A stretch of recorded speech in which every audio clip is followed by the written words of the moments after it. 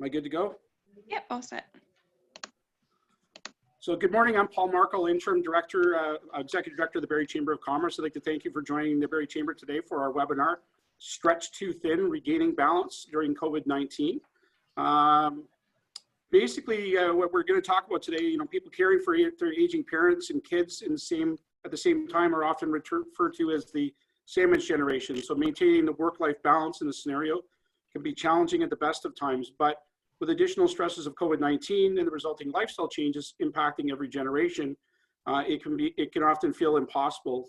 Thinking about returning to work or reopening your business without letting anybody down may be completely overwhelming right now. So now more than ever, you are not alone in feeling stretched too thin by the responsibilities that you're handling. And this could even relate to having a husband that's working at home that you've never ever had to have in your life for that amount of time, or a wife, or in my case, a 22-year-old that doesn't seem to do anything other than play Fortnite. But I think they're all similar issues for everybody these days. So I'm happy to introduce our panel of experts today. Kris Hughston, who is a former president of the Barrie Chamber of Commerce and our current past president, and also the owner of Hughston Insurance Solutions, who's pivoted her business to be more focused on that aging generation, and an expert in having parents. We also have Erika Rendon, owner of Comfort Keepers, and Katherine Parent, nutritionist at Ultimate Family Chiropractic and owner of Make Good Choices, but also one of the founders of the Facebook group, the Sandwich Generation, which has taken off like crazy. So before we begin, I just want to let you all know that after the presentation, we're going to have a Q&A. So please go to the bottom of your screen where it says Q&A and put questions in. And we will go through those questions one by one. Anything that we don't get to, we will try to submit answers back to you post webinar. So with that, we're going to have Katherine start today, and let's get going. All right, so thanks, Paul. Good morning, everybody. And as Paul introduced me, yes, I am owner of Make Good Choices. I am a nutritionist, but I am a daughter and a mother and a soon-to-be grandmother, and I'm a daughter-in-law. So I get it when we talk about sandwich generation. Although my kids are adults, you still are needed. And what I really wanted to talk about is kind of, because I'm in the health and wellness, I wanted to give my perspective on how I would give you some tips on how to have resilience during this time. So if you're part of the sandwich generation, I think the biggest thing that I've noticed even for myself is, yes, I'm an advocate for my father. Yes, I'm an advocate for my kids. And at the end of the day, if we don't look after our health, if we don't take steps to make sure that we're functioning, we're no good to anybody else. And so what I've found, even in my own business and my own personal life, is that self-care is so important. So one of the things that I would really stress, especially during this whole lockdown, is improving your health at home. So, or whether you're at an office or at home, you really have to plan for things. I'm not sure for the majority of you, if you have an elderly parent at home who has maybe cognition issues, maybe you have somebody coming in and helping. I don't know if you have grandchildren who used to come and visit and maybe aren't, but at the end of the day, there's a few things that you need to look at. So I'm always talking about hydration, and that includes food. So making sure that you're eating throughout the day, hydrating throughout the day. It's easy for us to grab a coffee, and then when nighttime comes and we're trying to sleep, we're really jittery or we can't settle down. So please make sure you're drinking enough water. What I've noticed too with the seniors, and especially my in-laws at the time, my father, not drinking enough water. Really important for energy, exercise, activities. I know stressing, just even advocating for your loved one to make sure that they, even if they're on a wheelchair and they can't get up, that they're moving their arms, that they're getting out somewhere. Even just right now with the lockdown, it's difficult, but just moving arms, getting some movement going, circulation. Attitude is so important. Calling your loved ones, setting up dinners or something from afar. I know Kris, I think, does something like that, but just engaging in communication, talking. It's very important to do that. I can't stress enough. I know with my father, I had asked from very early on to make sure he was on vitamin D, a probiotic, a B complex. That's for his situation, and fish oil for cognition. And with dementia, it's kind of hard, but right now with the lockdown, people aren't getting the sunshine. People are in their buildings or their homes or their facilities. And you really want to make sure that that vitamin D is getting into their system. So it's helpful for so many things, but it is a sunshine vitamin. So I would stress that that's something that's really important. Bowel movements. I know a lot of people go, oh my gosh, Katherine's talking about bowel movements, but it's important. If you're constipated, if your loved one's constipated, if your children are constipated, again, activity, water, proper food. These are things that you don't want to let go too long, okay? And I hope I'm really covering some things that you want to hear, but I think the biggest thing too is keeping your advocacy for your loved one very diplomatic. Everybody's under a lot of stress. PSWs may be working overtime. They're in situations that they've never been before. So really put yourself in their shoes and respond to things. I'm always telling my kids, don't react, respond. And I would say the same for all of us right now. It's just take a breath, think about what you want to say it in a way that's not attacking, and it also makes you feel better inside. I think our whole emotional energy is really something that we need to be careful about as well. So it's been a very trying time. I'll give you my personal thing. When March 16th rolled around, well, March 14th with the lockdown, my father-in-law passed away on March 16th. And it was very different to try to get out west and then to have a very small viewing and then no funeral celebration. And I know not being able to hug my own father, finally this last week, they opened up a plexiglass room, which is amazing. My husband said to me, I don't know why you're worried about your dad. I'm more worried about you. So, dad has dementia, and sometimes I think that's the blessing that we have, because every day is a new day and his routine is the same. And so I have to know to let go, to let the process happen, know that he's safe, know that they're doing the best that they can do, and I can talk to him over Skype. I can go visit now through this plexiglass, and I can ask the questions and still advocate from afar, but just making sure that I'm, keeping my own health in check as well. So I think that's about it. That's really what I wanted to talk about. You're on mute, Paul. That's great.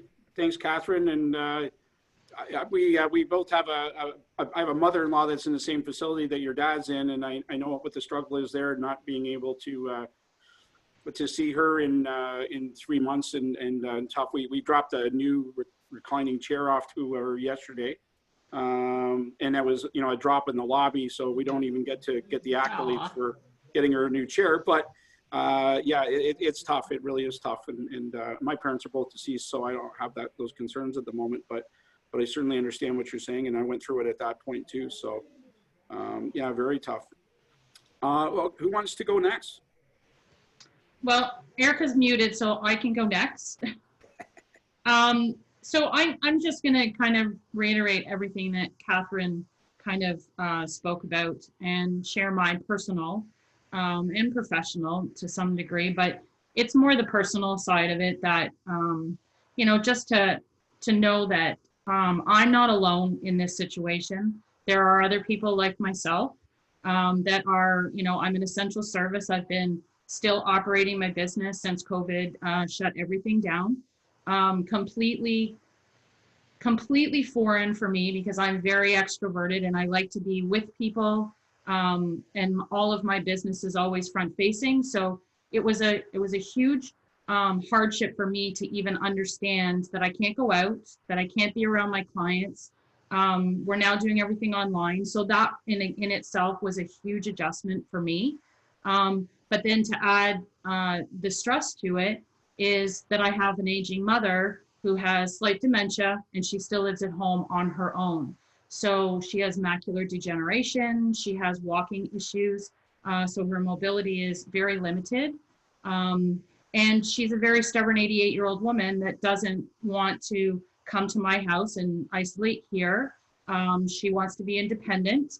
And, you know, although I try to support that independence, it just COVID made it very difficult because, you know, Erika's team is fantastic, but it's that added stress on us that, you know, we don't want to let outsiders into the house. I wasn't even going into the house for the sake of potentially having COVID brought into the home. She never would survive if she had COVID. So the stress on everybody, it's not just me, it's my kids. I have, like Katherine, I have adult children who both actually moved home, are working from home. Thankfully, we are all working and I'm grateful of that, but they're working from home. I know they're safe. That's one less stress for me because they're in my home, but they now had the added burden of trying to help me help my mom. You know, just that it's a juggling act. You're trying to be a mom, you're trying to be a wife, and you're trying to be a daughter and caregiver. It's huge stress load. And I'm grateful for Katherine's Sandwich Generation group. We've shared our tears and our struggles, and because we aren't alone, there's a lot of stresses people are going through. It may not be financial, but you know, I'm doing her grocery shopping for her and trying to keep my social distancing from her because now I'm out and about. So dropping groceries off in the garage landing, and then she's having to bring them in and put them away, where that's what I would normally do. I would go in and put them away for her. To social isolating herself from not being able to go to Red Hatters. She didn't understand what COVID was. She doesn't understand that she's not the one that's tainted. It's us for being out in the community, and we don't want to potentially bring that into her. So her understanding and trying to support her in not understanding was really, really difficult.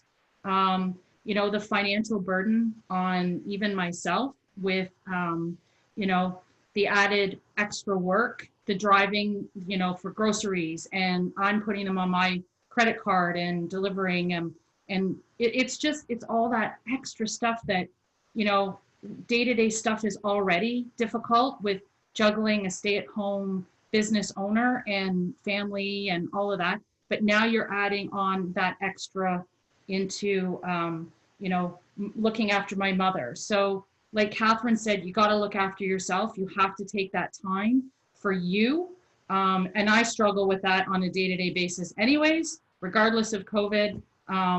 But you really do. You can't feel guilty. I know someone had left a message on a question on here. How do you deal with the guilt? You can't feel guilty because like Katherine said, if you aren't healthy, you are no use to your family, to your business, and to your elder parents. So you really do have to put yourself first. And if you're like me, it's very difficult, but you have to do it. So my suggestions to people is don't be afraid to ask for help. There are groups out there that you can talk to, like Katherine's Sandwich Generation. There's Barrie Senior Services Network. It has a plethora of companies that are still working and able to help you.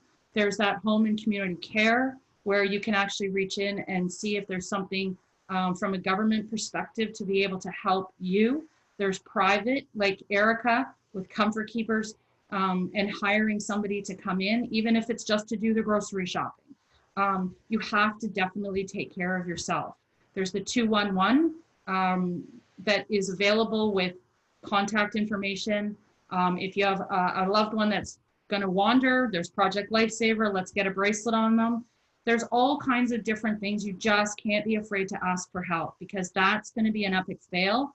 If you think that you can wear the burden on your own, you need your help. You need your key people around you, and then go outside. And if you're working for a company and you have group benefits, there's an EAP program, utilize it. If there's social worker that's covered under your benefits, utilize it. Call them, ask for help.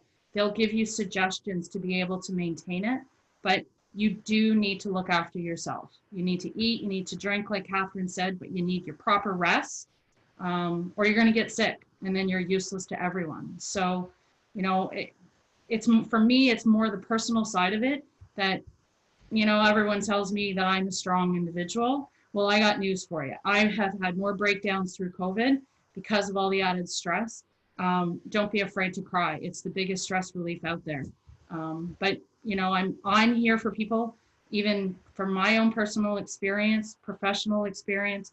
I have to say, I'm not going to do this to my children. I'm going to have a plan in place. I'm going to get long-term care insurance so that I can afford to be in a facility if it should come to that for me. I'm going to make sure that my kids don't have to do what I'm being done. So make sure you plan. That's all I say, is make sure you plan. Yep. It's expensive. I mean, you know, you add all the stresses of everything else that's happening, and then the financial burden that sort of comes along with that. And you know, who could have predicted this was going to happen? But I mean, that's why you have those things in place. You know, it's tough. This is never easy on anyone. We went through it with trying to handle somebody at home, and then eventually you had to make a decision to get better care, and that's a really difficult situation. Can imagine how that is for anybody that's you know, already in the process, whether they get subsidy or not, or they're going through that whole I can't even remember the name, CCAC process, and trying to escalate and not have any success. And I think that's where companies like Erika's come in, where they can kind of bridge that gap. So why don't we go to Erika and have you talk about what you do to support families that are in this situation? Absolutely. So I don't fall into the sandwich generation, but the phone calls that we get on a regular basis, on a daily basis, are the daughters. They are primarily between the ages of 45 and 60, and they have, you know, young children at home. They're struggling with school, they're struggling with their own financial needs and working from home, and they have an aging parent. And a lot of the questions that have come from COVID-19 is, you know, did I make the right decision putting a loved one into long-term care, putting them into a retirement residence? Are they being exposed to COVID-19?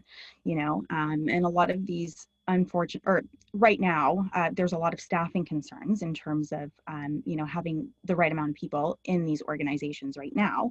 But that's where contingency plans come in. And I think with Kris, absolutely, is having those plans in place, because we never thought a pandemic was going to be an issue. It wasn't something that we talked about. It wasn't something that the sandwich generation even thought was ever possible, I guess. And so having those contingency plans in place are extremely important. And I think when it comes to support services for these, you know, these daughters that are calling in for support services for their loved ones, sometimes it's just companionship. The social isolation that many of our seniors are experiencing right now is extremely devastating, not only to the family, but also to the individual that's living at home. So that companionship portion is huge, and our organization can come in. You know, we have very stringent policies in terms of where our caregivers are going, who those homes are. We need to keep them to one house, all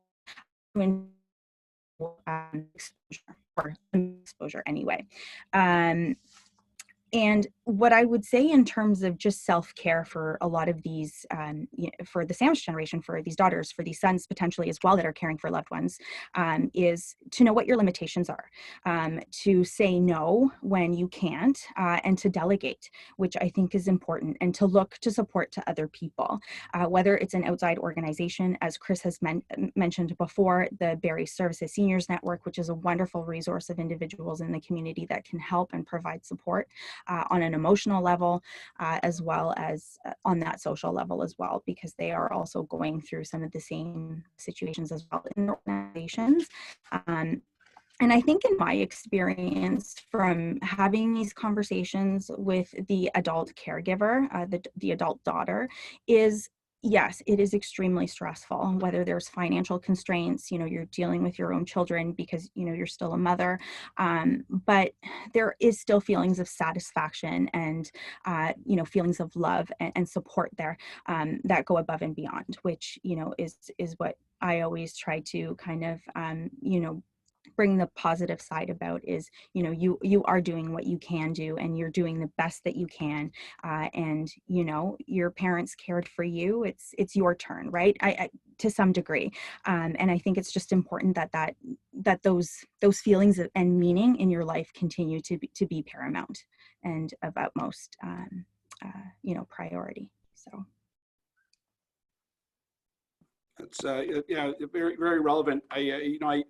The impact it has on your life is incredible. You don't really consider it until it comes up, and there's so many different underlying factors from your own, the way that you were brought up and maybe pressures your parents put on you early on. Don't leave me in this sort of situation, or in my family, I'm going to stick you in a wheelchair and kick you down the stairs. I mean, there's a million different ways of people sort of approaching, aging parents with humor and things along those lines. But I mean, it really, when it comes down to it, you really have this really, extremely hard decision to make. And how is it that you go about that process? We're starting to get some questions in, so I'm gonna start throwing those out to you guys, but they're all relevant to our conversation. One of them that's coming in here is, I'm working from home with my kids and can't typically step away from my work for more than a few minutes. Do you have any quick exercises or meditation techniques that I could do to keep my sanity throughout the workday, so I have energy left at the end of the day to spend with my family? I think that's maybe a wellness one that might be better answered by Katherine. So have at it. That's a good question, because I too am working from home, although I don't have little kids running around. One of the biggest things that my saving grace is a walk. Even if it's a walk around your house, or walk up and down the stairs, or walk around the block, or go out and pick some weeds, or just something. Take 5 minutes, take a deep breath, make sure that you're not chest breathing, but you're breathing from the belly.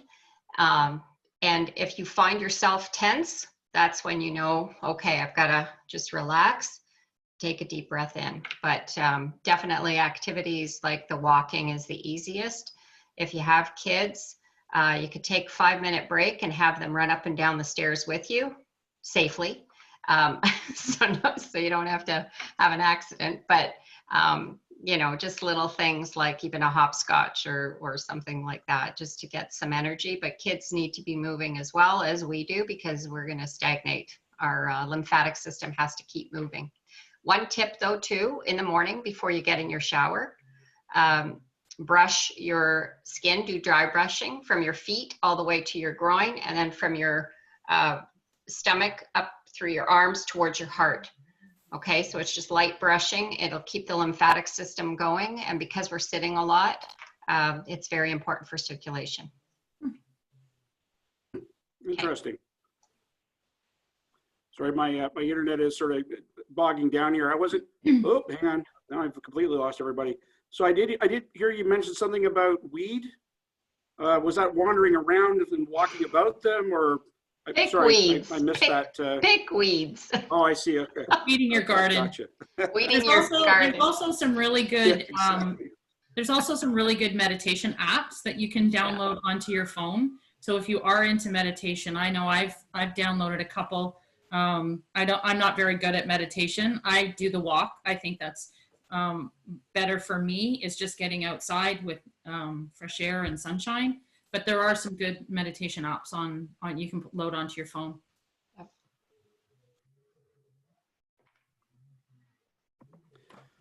Okay, so thank you. Those sounded great. This I think is more for Erika. What types of questions should I ask when looking for a firm that will help with caregiving for my parents? Are there any new questions I should be asking at this time with respect to COVID and safety? Yeah, so I think it's imperative that you're asking who's responsible for proper protective equipment. So your masks, your gloves, is that something that the family's going to be responsible or the organization? And it's something that I think is extremely important because it's at times very hard to get a hold of, especially if you are not always in the healthcare field. So I think that's an imperative question. One of the other questions is, how many people are going to be coming into my home, and are they going to be going elsewhere? Because you want to limit the amount of exposure at all times. And as I had mentioned before, each organization has a different policy, but we keep one caregiver to one household for the duration of the care services that are needed. So whether it's a respite support, which could be anywhere between 1 to 2 weeks, that caregiver will provide services in that home for that time. They will then go into a quarantine, right, to ensure that there's no other exposure before being moved into another residence or into another home.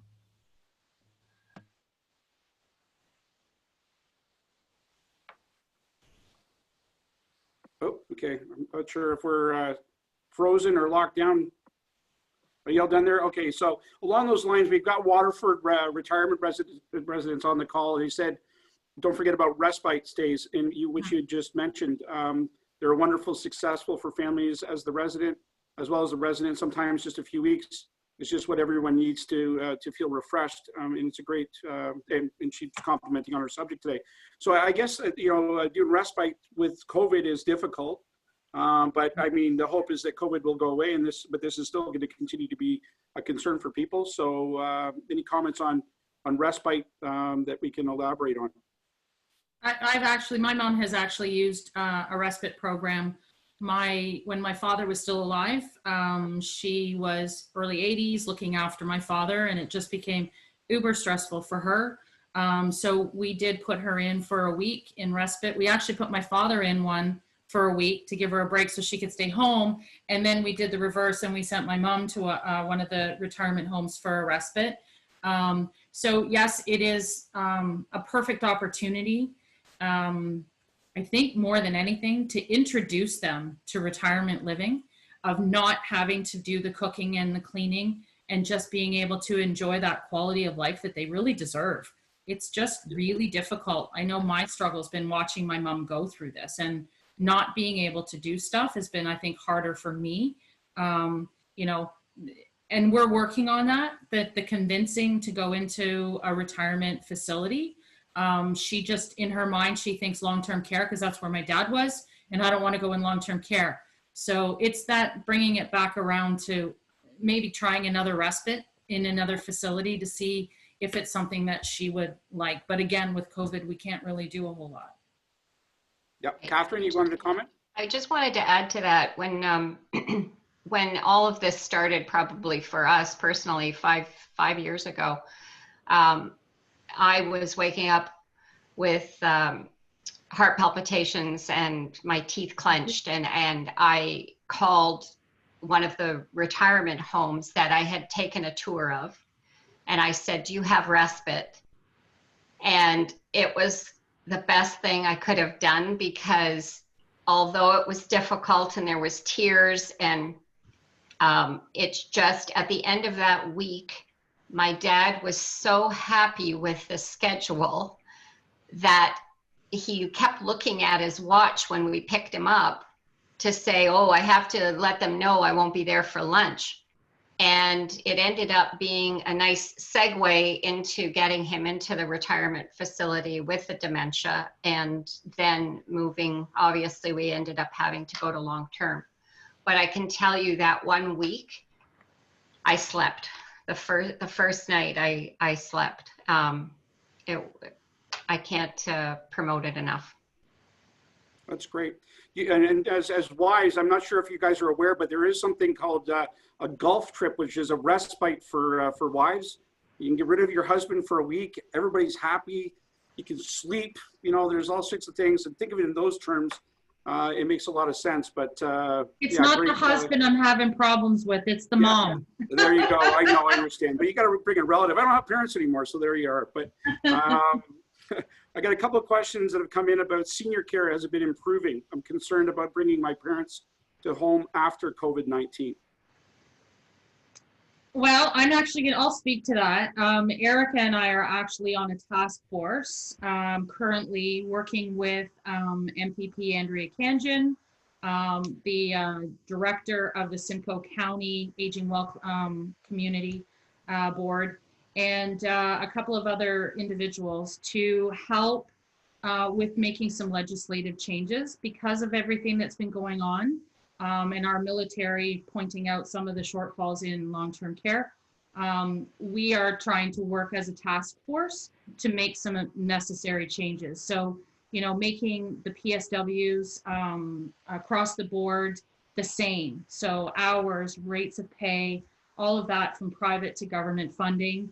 And the homes themselves, the quality that we have for the individuals that are the residences that are in them, right straight through to trying to think outside the box to a little bit more of affordable living, the Golden Girls structure, second suites, trying to help the government with red tape and letting them understand where the shortfalls are with that and the problems with red tape.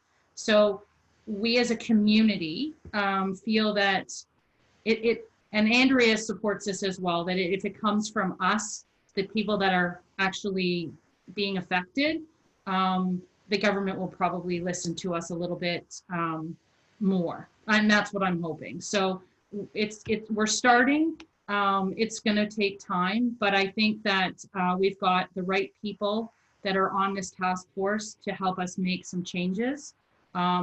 And I'm there because we're working on getting my mom into a retirement. So I completely understand that question.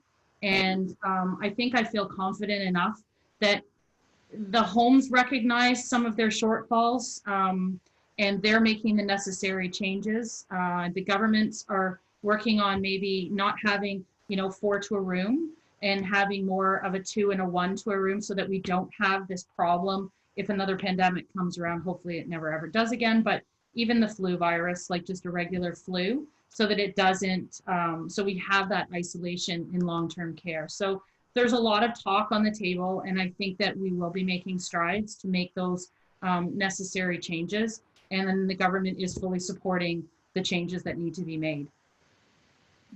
That's good.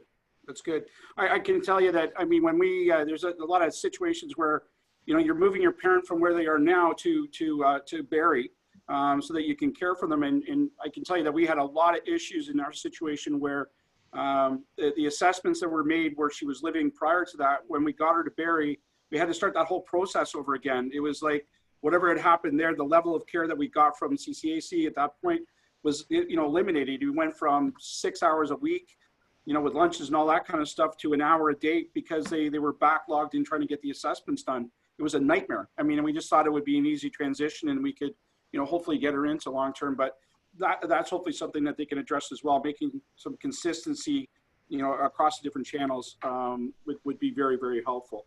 That's a big one. So I want to keep moving along here just so we don't run out of time. Is it safe to drop off cards and other gifts to parents in long-term care?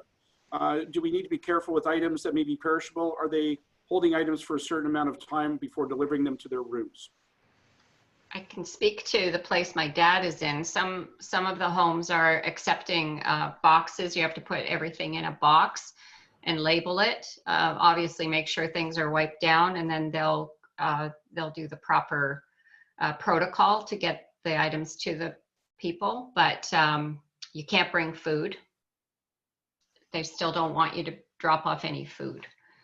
So that's a big one. Before this last week, when Rob Ford announced some things, if you dropped things off, it had to be in kind of an isolation for 7 days, and you couldn't mail anything. But now it's opened up a little bit.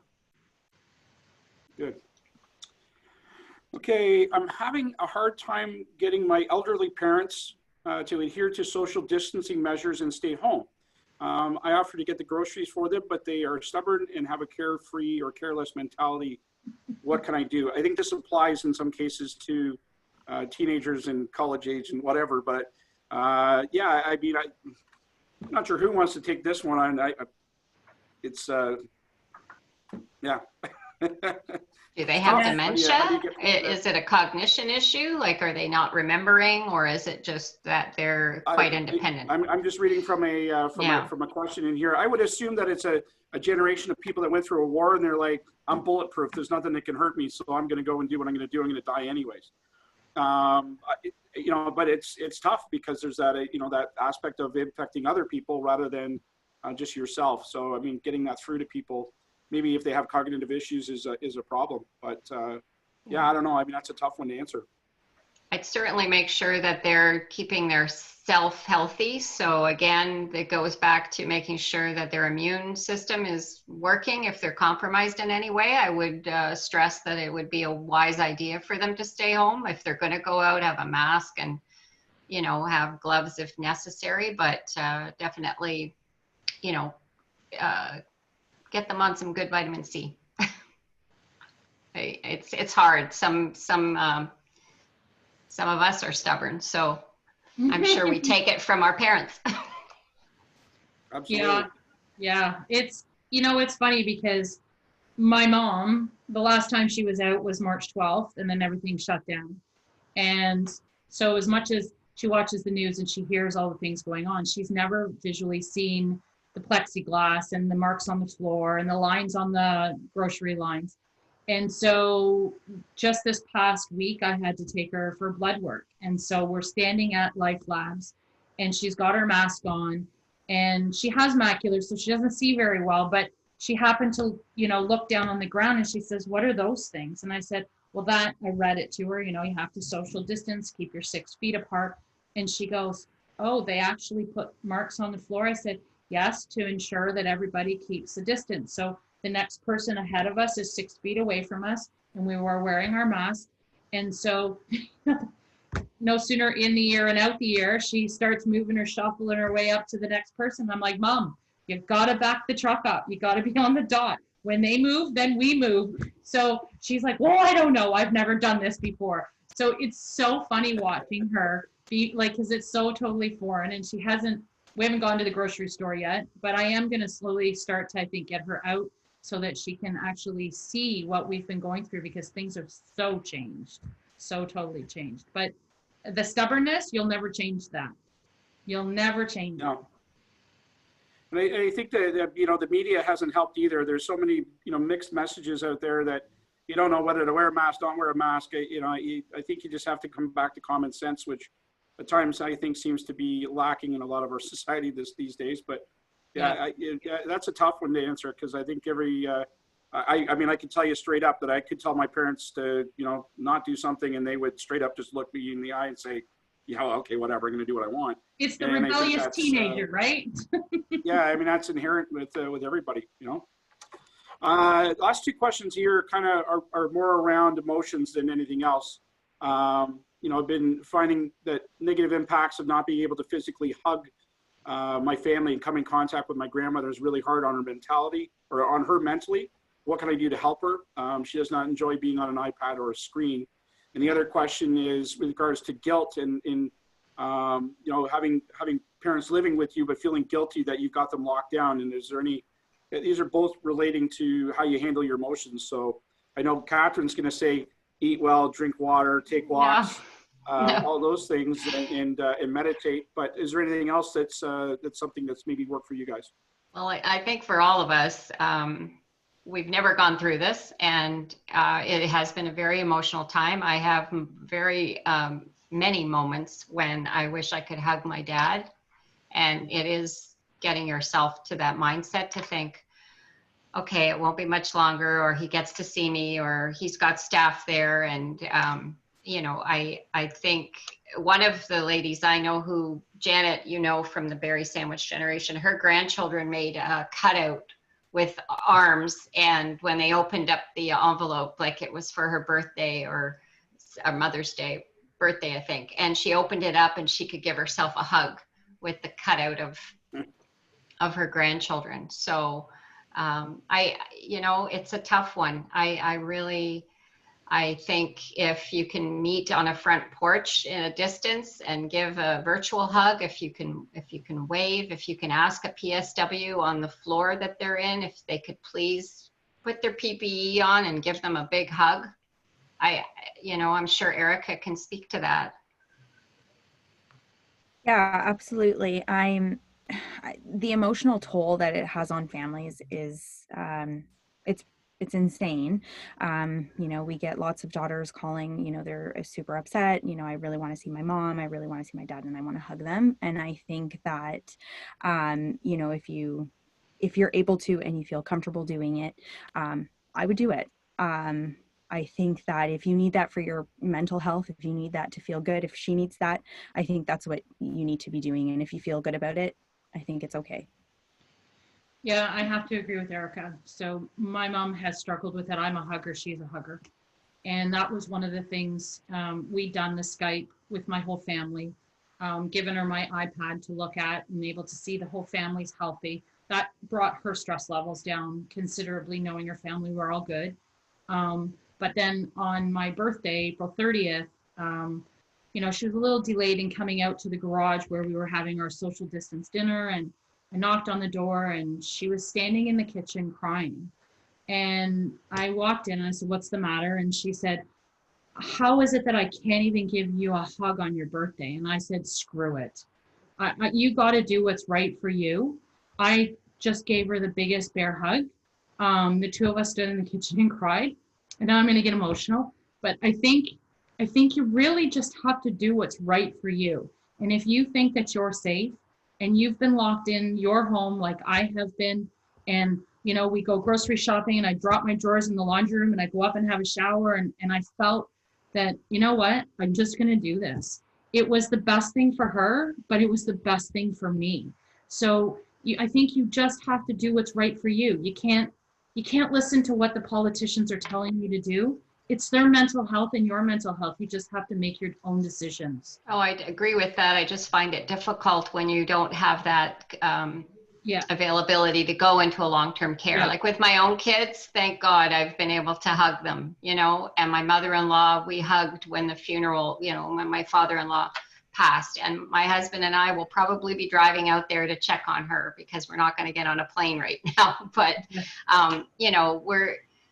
it's the long-term care that's the tough part, because I know I'm isolated. I know I'm healthy. He hasn't been exposed to anything. I just want to go in and hug him. I'm just, let me put on a PPE and go in and give him a hug. But I have to be patient. Yeah, that's one of those things where that facility's been great. They've had zero. Yeah, exactly. Fantastic with the people. Like my mother-in-law's in the same building. And if you're okay, but what if they let somebody else in and all of a sudden they knock down the floor? Yeah. So we have to follow the rules. Yeah, you got to follow the rules. I actually have a question, and Katherine probably can be the only one on here to answer it. Did you ever, at any point at the beginning of COVID, say, "I'm going to go get my dad and bring him here"?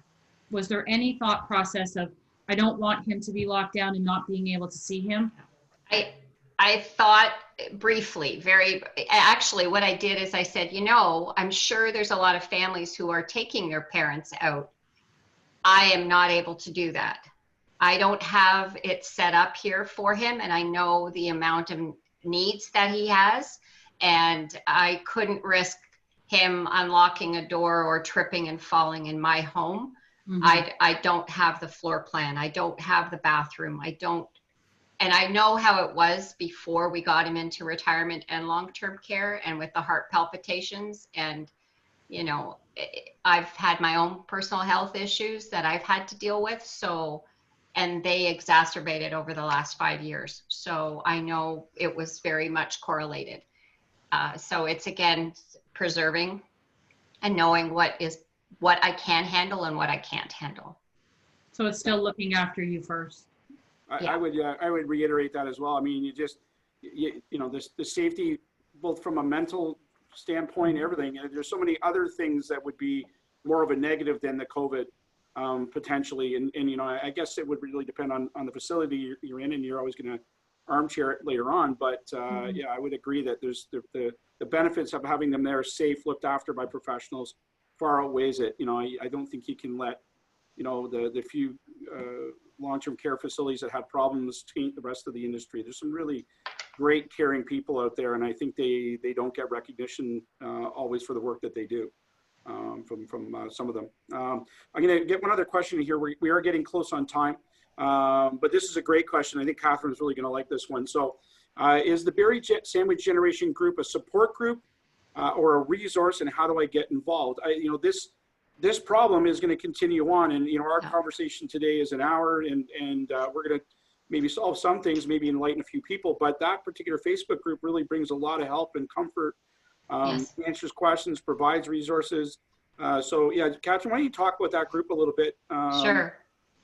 So we are support and resources, and we started, there's 6 of us that founded it. We were all going through something, and we said, you know what, if we're going through this, I know others are, we need to have a group, some place where we can just give a funny story, a sad story, but just not, it's not a focus on it. It's just about 60 seconds to give everybody sort of an overview.